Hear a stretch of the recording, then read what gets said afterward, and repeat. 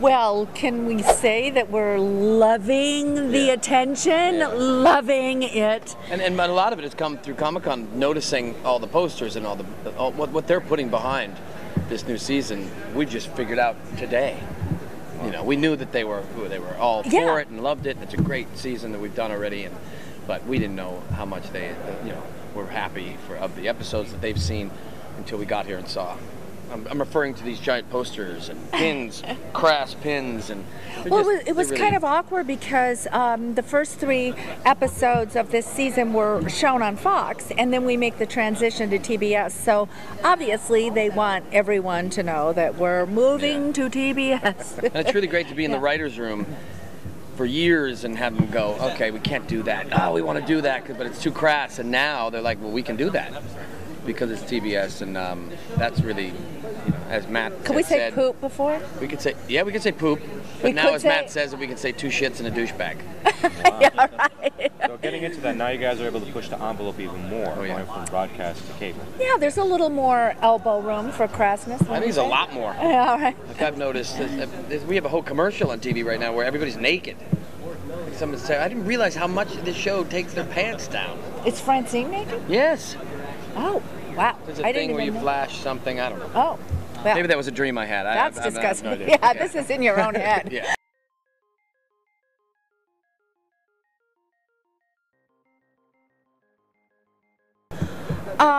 Let's see. Well, there's an episode where Stan and Francine come to New York, and she gets kidnapped, and hilarity ensues. Yeah, and people like the people that still get it.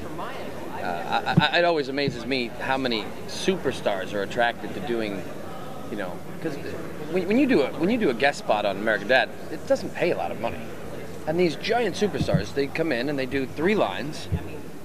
If they don't publicize that it's Drew Barrymore or Kathy Bates or whatever, and they just like coming in and it's a prestige thing. Yeah, we just saw Kevin Bacon in the green room. Now Kevin's never done the show, but he's going to now. But we did an episode where Roger dresses up as Kevin Bacon. Man, it looks like him. Kevin Bacon's avatar on his Twitter, his picture, is Roger as Kevin Bacon. Oh, that's so Matt had to go up to him and be like, "What the hell, man? Why do you have that?" He's like, "I love the show." So he's now going to come on, and I mean, he hasn't done the show yet, but so this year and more music.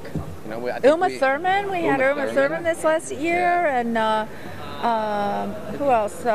I do know Kathy Bates. Oh yeah, Kathy Bates. Love her.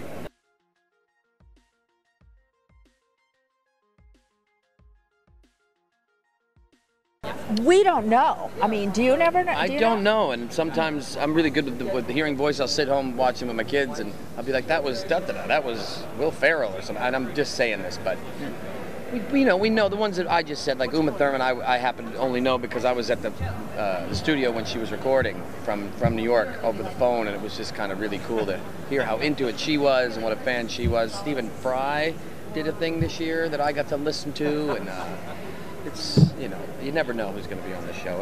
And now what they're starting to do, and I think this season, I don't have any specifics, they start to write like that star. Like now they'll go right now and they'll write an episode about Kevin Bacon. And Kevin Bacon will play Kevin Bacon, and he'll make fun of himself the entire time. And it's been that good of a show where people are either that or he'll be a mailman. Or he'll be a mailman, and it's just like, why the hell would they get Kevin Bacon to play mailman? Well, play everything else. Right. Oh.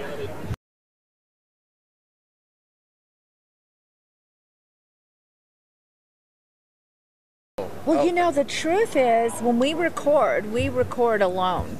So most of the time, at least in my experience, I'm not there when a lot of the guest actors, are there recording. So, I mean, and then it's just kind of more like being a fan because, you don't work with the person. You just might Right. I tried this year. I tried to friends with Russell Crowe for many, many years, and he was really interested in doing an episode. So we sent him a couple. Matt sent him a couple, and he's like, I like this character right here. This is, and it went on for like 4 weeks, and he tried to get the time to set aside in his life, but he was, directing a movie, and we never got it. But now he feels bad that he couldn't do it for his friend, so now we got him. So I would say next year definitely going to be a Russell Crowe, but it's getting easier to call people like that and say American Dad, because they're always saying yes now, because it's a great show. My stepmom, Valerie Harper, she just did a line on the show, but they were doing like a cool. When Harry Met Sally kind of a thing, and she did that line, I want what she's having, except it was the opposite. Like, I don't want what she's having. Right. I know my favorite thing is Patrick Stewart, because to watch Patrick Stewart record, and I've seen him record a couple times, like to hear that accent, which we all love from say crass words. Like there was one scene where Bullock has to say, "I love Dick." Talking about a man, but he kept repeating it, and that's what I just love about the show is people like Patrick Stewart, or Sir Patrick Stewart, isn't he knighted? Yes. Yeah. We'll sit in a studio and say, "I love Dick," for this show, and that's kind of cool.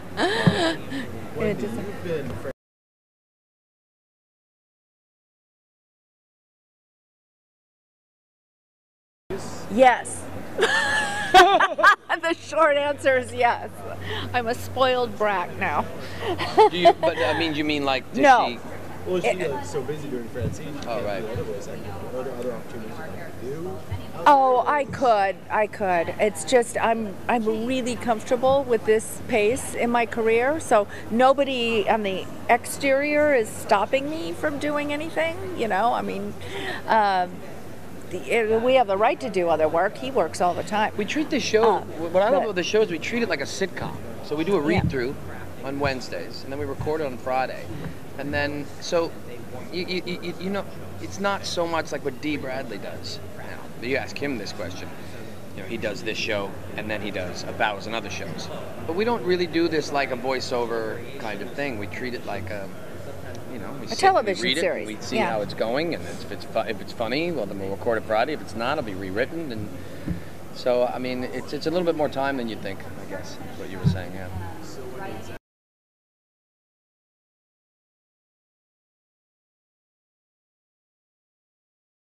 I don't think I've ever stop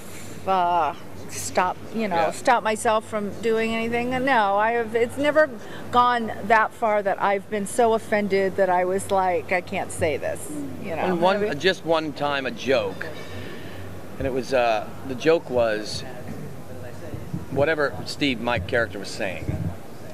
Somebody had gotten really skinny and was bulimic and losing weight, and my joke was supposed to be, he's doing a reverse Jason Segel. Right. So Seth MacFarlane knows Jason Segel, so didn't want that. So I had to go in and re-record it. I was fine, Jason Segel. But Russell Crowe was the next option. Oh, no. And so I had to go, guys, I'll be honest. I don't know if I can say this. Can you think of someone else? It was Vince. We got with Vince Vaughn. But I was fine with that. But they made me record Russell Crowe just in case it was funnier, because I don't have that much power. I don't know which one that's going to get, so we'll see. Well, just pre-apologize now. Sorry, You've got Russell. all this media around you. Yeah, there you go.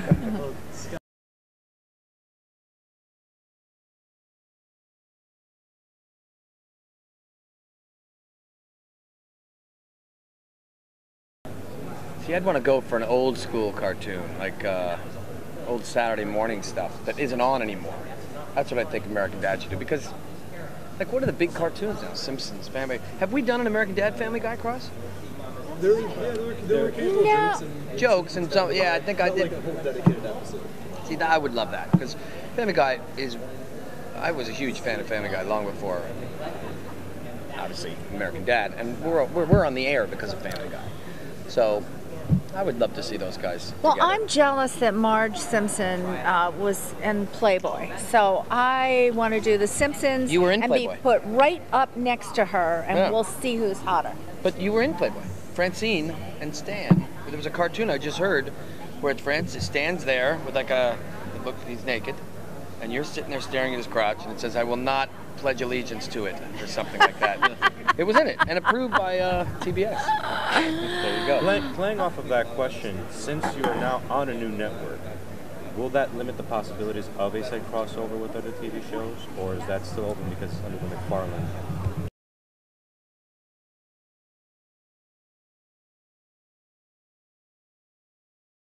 Would limit, because I don't know if a network would do that with a show that you're not a part of, you know. So what are the other TBS shows? What can we cross over with? I'd like to cross over with like a live action show. Big Bang Theory. Yeah, there you go. All the time. Yeah, but it's still CBS. Right. Yeah, that would be neat. If American Dad could cross over with like, when I was doing American Dad and ER at the same time, I'm like, we gotta. And we kind of did it because I played a doctor on American Dad, and they animated it, and it looked goofy like me, and it was like the Dr. Morris character from ER. Yeah. But it'd be neat to do something. I'd love to play Steve Smith as well, like live action. You I don't know. could put Steve on King of the Nerds. Yeah. See if you could. Oh, there you go. An animated version of it. That's There you go. true. Yes, Yeah. that's a TBS show. That would be cool. Yeah. There you go. Yeah. That's free. That's free. You sure you're not coming after me? Because I'll sign this.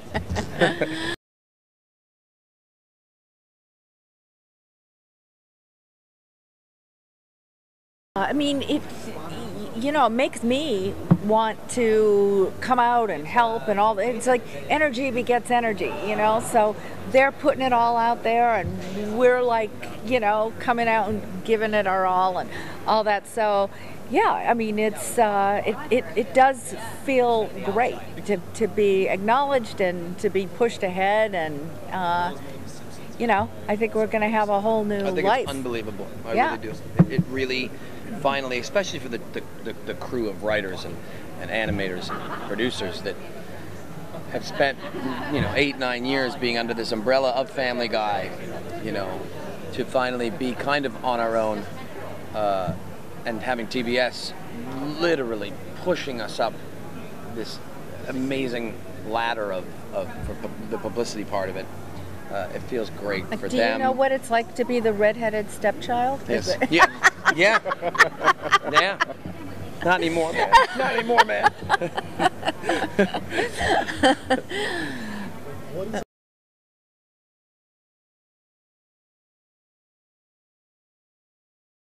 Boo hoo. Yeah, right. Seth is like, you meet when you're in whatever business anybody's in. There's always like a couple that you meet that's like, oh my God, they're so talented, genius. And in this business, Seth's just it. His humor is unbelievable, and working with him, like if you specifically when you get a chance, if we ever do anymore, to actually record with him.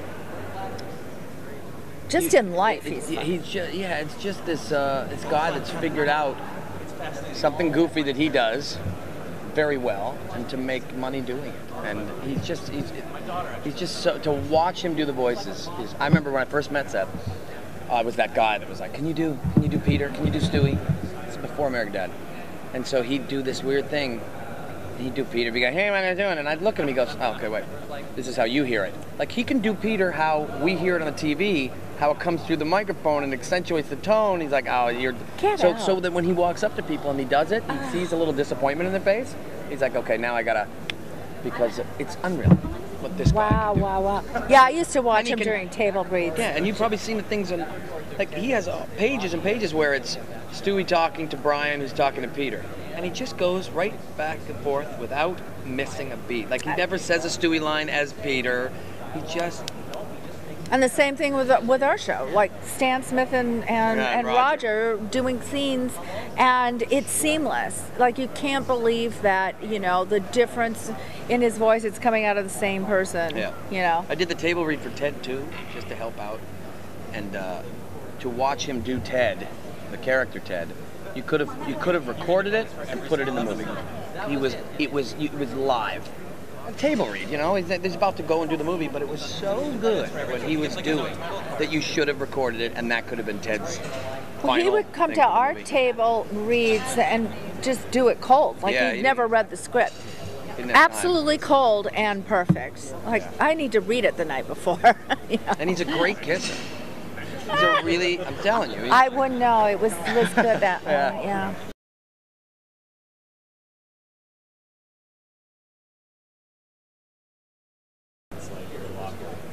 Well, I have a 13-year-old son, which is Steve's age, is like 14.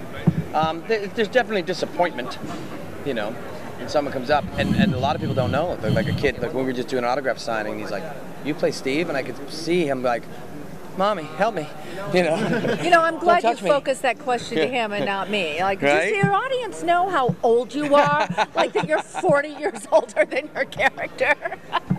But I do feel, I love Steve, man. And I've become, he hasn't become more like me. I've become more like him, I would say. He's brought out the nerd in me.